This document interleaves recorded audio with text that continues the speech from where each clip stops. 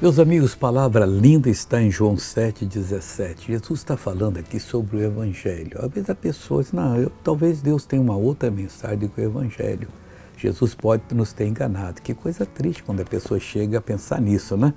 E Jesus disse assim, se alguém quiser fazer a vontade dele, do Pai, pela mesma doutrina conhecerá se ela é de Deus ou se eu falo de mim mesmo. Jesus falava inspirado pelo Pai, dirigido pelo Pai, e o Pai usava o Senhor Jesus para fazer as maravilhas.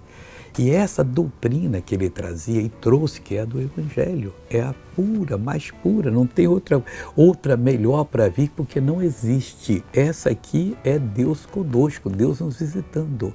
Então, quando a pessoa quer fazer a vontade de Deus, ela observa a doutrina de Jesus. Se tem algum erro, se tem alguma coisa errada, torcida, e ela então vai entender que é essa doutrina de Deus. E Jesus não falou por ele mesmo, que já seria muita coisa, mas falou como o Pai determinou.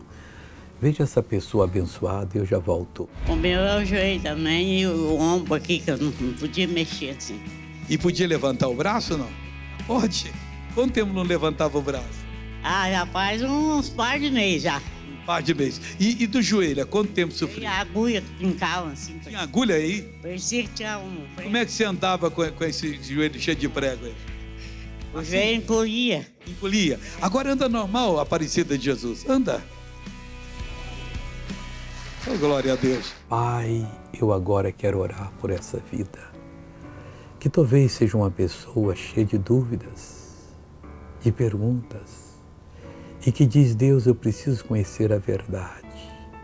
Ajude-a a examinar a doutrina de Jesus, o Evangelho, e vai ver que o Evangelho é a tua vontade. Meu Deus, eu clamo por essas vidas, eu abençoo, e eu repreendo o mal que nos deixam converter-se, em nome de Jesus.